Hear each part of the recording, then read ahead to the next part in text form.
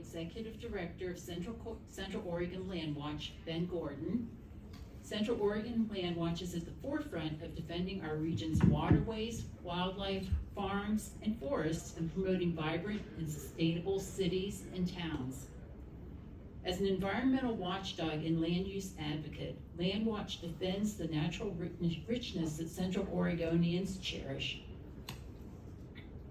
Prior to joining LandWatch, Ben worked throughout Oregon's environmental nonprofit ecosystem. He taught forest ecology for the Opal Creek Ancient Forest Center, served as a community organizer for the Oregon League of Conservation Voters and 1,000 Friends of Oregon. Then as program director for Oregon Natural Desert Association. To help figure out what he wanted to do when he grew up, Ben conducted frog research for New Zealand's Department of Conservation, thru-hiked the Pacific Crest Trail, and earned his bachelor's degree in anthropology at the University of Colorado in Boulder. When not working to ensure Central Oregonians continue to experience the unparalleled quality of life that they know today, he can be found foraging, running, cycling, or skiing through Oregon's wondrous and varied landscapes. Please welcome Ben Gordon.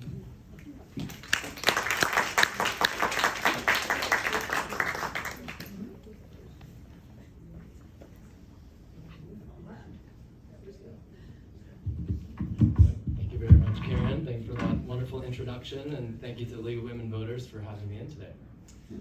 We get familiar with my keyboard here. Okay, I think we're good. Whenever I hear that intro and then I think about folks who are younger than me asking, well, how do I get to do what you do? My advice is don't follow my path. It's been a very non-linear one. It's been very intuitively driven, but I'm incredibly honored to get to do the work that I do.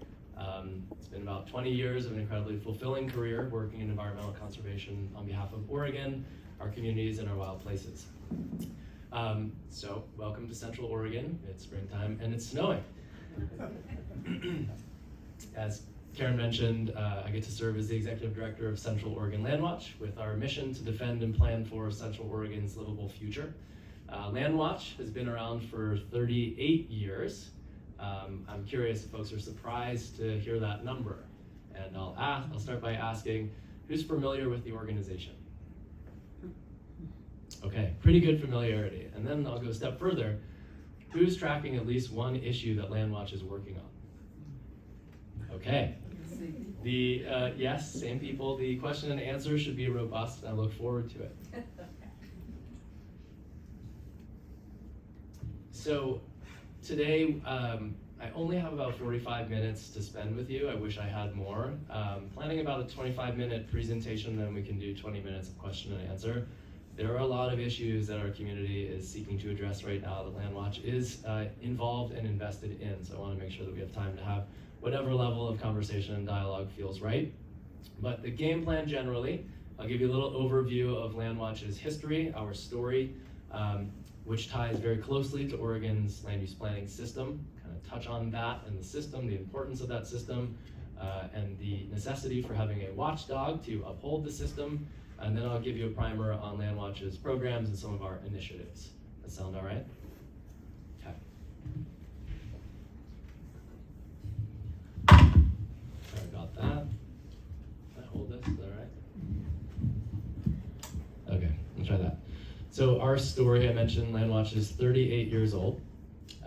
Paul Dewey was the founding executive director of LandWatch and served as the ED for about 34 years. I have the great privilege of taking over those giant shoes from Paul.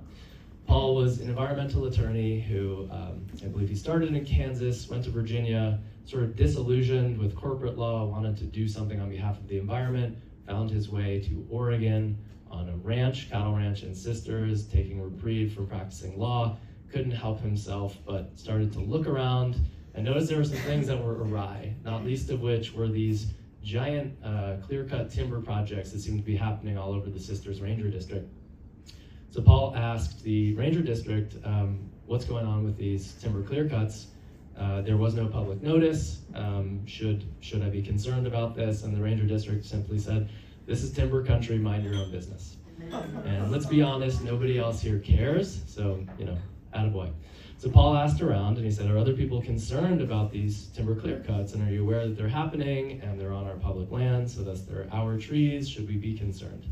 And so before Paul knew it, he had a small but mighty group with him that went to the Forest Service and said, you gotta tell us what's going on here. It turns out they were sort of under the cover of darkness, good old boy handshake agreements where private operators were coming and pillaging our public lands. And so Paul was able to take them to task with his legal might, and that spawned what was first the Sisters Forest Planning Committee, SFPC, the precursor to Central Oregon LandWatch. For any of you who are familiar with environmental attorneys, it's a pretty tough row to hoe. A lot of the time, environmental attorneys, they'll have a day job doing some other sort of corporate law practice, and then they'll do pro bono work, or they'll, in their free time, they'll help on one project or another where environmental organizations can use a hand. But typically it's very hard to make an income doing it, make a living. And so Paul was fortunate because the Central Oregon community said, well, you did a great job fighting these illegal timber sales. How do we get more of your time? And he said, well, I think the best thing to do would be to form a nonprofit, and then any money the nonprofit raises can actually be spent paying my salary and directing me to take on various projects. And so it's pretty unique, and it's really like the ideal situation for environmental attorneys to be able to practice public interest nonprofit law, but those jobs are very hard to come by. A quick aside is that today we employ 3 full-time environmental attorneys on our staff. So we're honored. They're incredibly good at what they do, but we're honored to be able to afford to provide those positions because they are rare.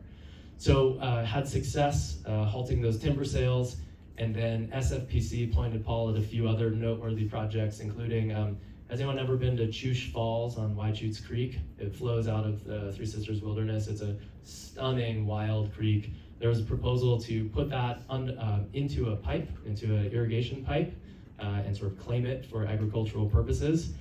Paul and SFPC were able to fight and defend that one. So every time you're up there, you can think about its alternate fate, which would have been in this pipe and quietly gurgling along and ending up on farm fields.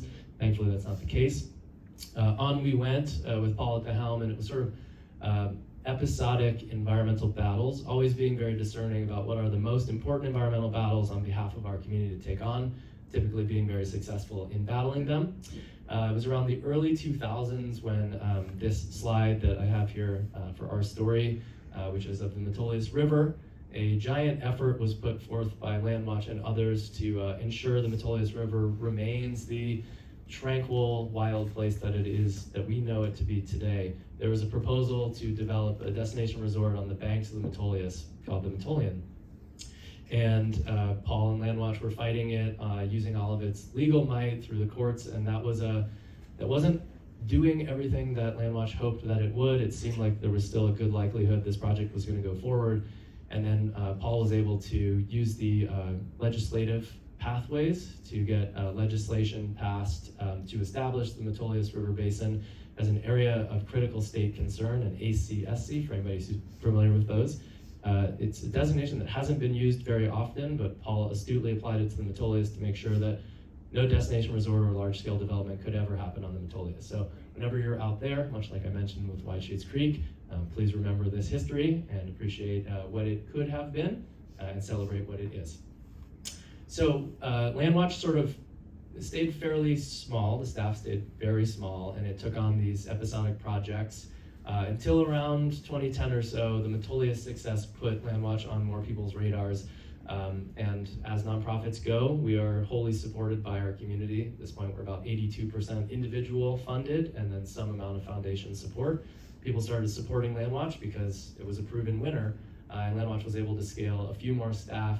And those few more staff started to take on a few more projects, and things like urban growth boundaries and helping to rein them in where they're being proposed to sprawl became part of LandWatch's bailiwick. And then just 4 years ago, I've had the great privilege of stepping in and helping LandWatch sort of evolve into its next growth phase. So the LandWatch of 1, Paul Dewey, and then the LandWatch of 2, 2.5. When I started, LandWatch was 5, and now we're about to be a team of 13. And on that team, we have the 3 attorneys I mentioned, we have environmental planners, we have biologists, we have communications professionals, and fundraising staff, which obviously is necessary. And so we break our work up very differently today than we used to. It's great. I think people really enjoy having more specialization. Before it was sort of everyone was a generalist, and everything that came through we had to figure out if we had capacity to take it on, and if so, who was going to be the person to do it this time. Now we've got a lot of expertise in-house that has very clear marching orders. I think we're a much more effective organization. When I say effective, it's serving the mission of LandWatch, which is to defend and plan for Central Oregon's livable future. As I watch the snow fall out here on these beautiful open spaces, I'm reminded of what livability means to me. Hopefully some ideas are conjuring up in your minds as well. So as a watchdog organization, we are a land use and environmental watchdog organization. We use existing policies and laws and we uphold them. We make sure that they are upheld and enforced. None of our tools is more important to us than the land use planning system. I'm gonna go on a limb here and guess that everyone has heard of the land use planning system. How about a show of hands for everybody that knows about Senate Bill 100 and land use planning system? Okay. So I grew up in Maryland. I grew up in a place that had some limited amount of zoning, but whenever elected officials didn't love zoning or zoning proved to be inconvenient, it would get scrapped, and then whatever developers wanted to do, they would have their way and get what it was they were after. So in 1973, we've got this piece of legislation here. Governor Tom McCall and the legislature passed Senate Bill 100, which established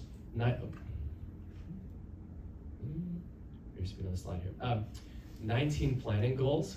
And those goals, like any legislation, there was a lot of compromise that led to sort of the final product of the land use planning system. But these 19 goals, they range from Goal 3, which is agricultural lands and protecting them. By protecting them, it is really keeping them intact and as undeveloped as possible.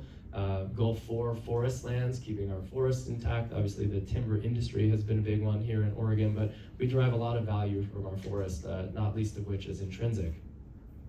Goal 10, housing. It's kind of an interesting one where we're preserving farms and forests, preserving from sprawl patterns. We're also committing to providing a 20-year supply of developable land within our cities and towns. So Goal 10 actually states we have to provide that housing. And that's something that in recent years, Oregon has been behind on. We know that. We have some catching up to do. I'll touch on this later, but the governor's bill on housing, which LandWatch and League of Women Voters worked on in the last legislative session, seeks to address expediting some of the building of that housing that we're behind on.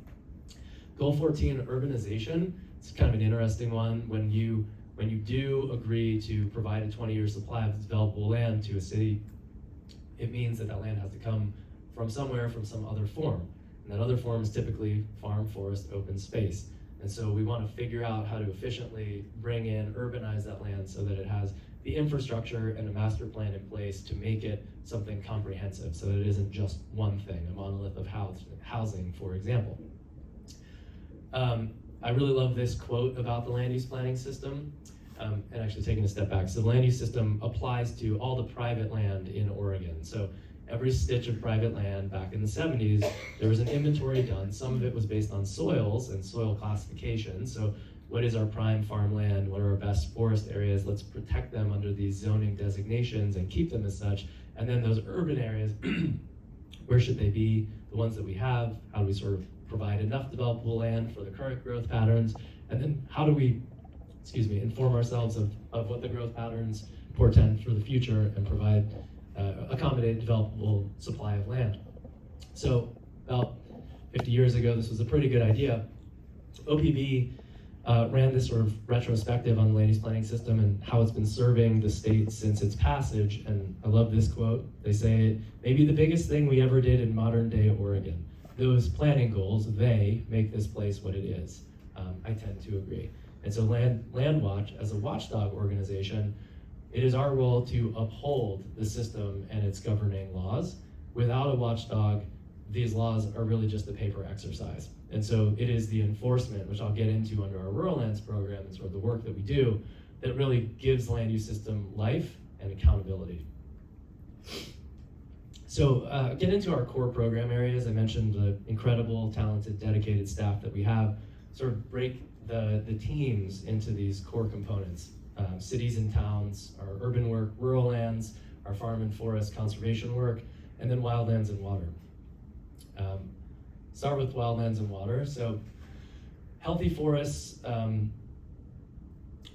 healthy forests to us, we are protecting mature and old forests. We are thinking about how to manage forests towards multiple aims. We know that Bend, for example, is surrounded by forest lands. We have concerns that as the climate changes, that the lands desiccate more. We want to make sure that we have defensible space around our cities. So doing that sort of proactive thinning, prescribed burning where necessary to keep people safe from fire, avoiding siting housing out in the wild-urban interface, out in the forest where possible, and focusing a lot of that more active management around where people are, because the priority is keeping people safe. But beyond that, we're thinking about multiple aims of how do we build how do we sustain resilient forests in the face of a changing climate with drought patterns, with different precipitation regimes than we used to have. There's been, at least 100 years of sort of fire suppression and all these other tactics that have left the forest in a less than ideal state. But how do we make sure when the Forest Service is proposing big forest level projects that we're thinking about these multiple aims? We're thinking about wildlife habitat, we're thinking about responding to a changing climate, we're protecting mature and old forests.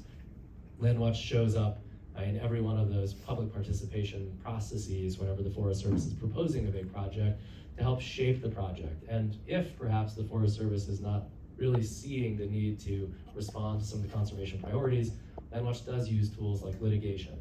So we use advocacy, we use education, we meet with our forest managers. If we're not seeing eye to eye and we think the stakes are high enough, then we will use litigation. Sorry, I'm gonna just run through my slides real quick here. Perfect. So the other side of wildlands and water. So here in Central Oregon, I mentioned already, we've got a fairly protracted drought. For a long time, we had this belief, actually heard from the former water commissioner of Bend, that Vegas should have been built where Bend is because we have this endless supply of water in our aquifer. How quickly things change, right? So in the last 10 years, there's been a lot of reports of people's wells running dry and the groundwater being hard to reach, and so the solution being, we'll just put in a longer, deeper straw and everything will be fine. Well, it's only fine for a little while. And so we're at this point right now where we believe we have, at least for now, we have enough of a water supply to accommodate the various needs and interests, but how we allocate that water and how we think about conservation and prioritizing the river as a user, making sure that the riverine system has the water that it needs in it for conservation. Excuse me. Everything needs another look because our situation is changing. And so whether that's on the development front, obviously for those of you who are aware, Oregon Water Resources Department is holding an open house tonight to talk about some proposed changes to groundwater rules. Are they going to actually put a moratorium on new groundwater permits or not? That would be a big thing. That would be a big wake-up call. It would cause us to change how we do business here. But there are other things too. Seniority, water rights. Most of our water is consumed by irrigation rights, and that's all built on a seniority system. So those water rights that were issued in the most distant past have seniority. And so when we're in a drought, it's the more junior users that experience curtailment. And in this basin, all the way out to Madras, North Unit irrigation, those are the folks who they've got contracts out on the crop they have to produce. They're really making their livelihood from whatever it is they're able to produce. And so if they have to fallow 80% of their land, the likelihood that they're going to be able to raise enough money from the crops that they can grow to stay in business is highly unlikely. So we're trying to come up with policy solutions that facilitate the voluntary sharing of water resources in a more equitable way. We're hoping to have a pretty robust package in the legislature in 2020, excuse me.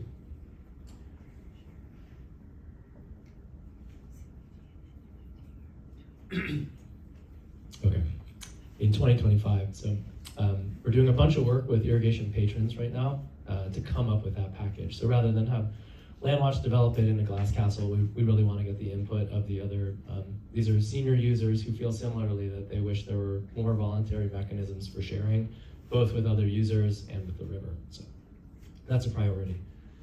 And then the last program area is called Cities and Towns. I mentioned things like urban growth boundaries and the need to accommodate additional workforce and affordable housing. For LandWatch, a lot of that happens at the advocacy and policy levels. Right now, the state is going through what's called the ONA, or Oregon Housing Needs Analysis, to try to figure out, well, what is the housing mix we need and how do we get it built within our urban areas as efficiently as we can. And to us, we want to see that done in a way that results in complete communities. So historically, very damaging practices like redlining, for anybody who's familiar with that, where you basically say, well, we need to build affordable housing, and affordable housing is for those people, and it's built out on the margins, and it really is substandard as far as what the experience is like to live there. And so rather than cite for people who are already in need of affordable housing having a hard time, citing them far away from services and amenities and away from the richness of our community, our parks and our open spaces, find a way to incentivize any development, including more workforce and affordable housing. We went to the legislature this time around, and we did that in partnership with League of Women Voters and 1,000 Friends of Oregon. And we worked very closely with the governor and the governor's staff to shape Senate Bill 1537, which is the governor's bill on housing, to make sure that the priority was not towards a sprawl pattern. Well, let's just give every city a bunch more developable land, but instead, let's figure out how to efficiently use the land that we already have within our urban areas. So it was things like money for infrastructure and incentives for developers who are going to build at least 30% of their project as workforce and or affordable housing in this complete community ethos, or with this complete community ethos. So back to complete communities, you've got nature nearby, so that's parks and open space, transportation options, if you're somebody who wants to walk, ride your bike, you're in your car, but you want that experience to not be white knuckle. All of that infrastructure is thoughtfully in place with the housing mix included, and then folks are living close to the amenities we all depend on a daily basis. And so making sure that our policies and our investments here in Central Oregon result in complete communities where possible. Rural lands, I mentioned a little bit about this before. So the 3 attorneys that we have are housed within our rural lands program. And so the way that rural development is considered here in Oregon, if you own rural property outside of the cities and towns, you apply to the county to develop those lands. Back to the land use planning system, when you apply, your application has to meet the conditions of those 19 goals in the planning system. However, it's at the discretion of the county commissioners to determine which of those applications get approved. As we've seen recently, there's been a lot of what's called spot zoning. So an applicant goes forward and says, I have this farmland, it's zoned for exclusive farm use. However, I brought out an expert soil scientist, and they took a look around and they agree that the soil's no good for farming. So what I'd like you to do is rezone this property to rural residential, for example, and instead of having this big ranch property, I want to have 10-acre subdivision. And so what we start to see is this, the threat of a sprawl pattern, and the worst case scenario is that is in the path of where a city may be best suited to expand onto to meet its urban needs. And we experience this pretty profound tension, and it's kind of an arms race to try to keep county commission from rezoning in a spot fashion, as well as start to think about where a city is going to grow and try to hold the line on some of those places that make the most sense. Beyond that, our rural lands team is focused on destination resorts. A project of ours that we've been working on for 19 years is the Thornburg Destination Resort. Probably familiar with that one.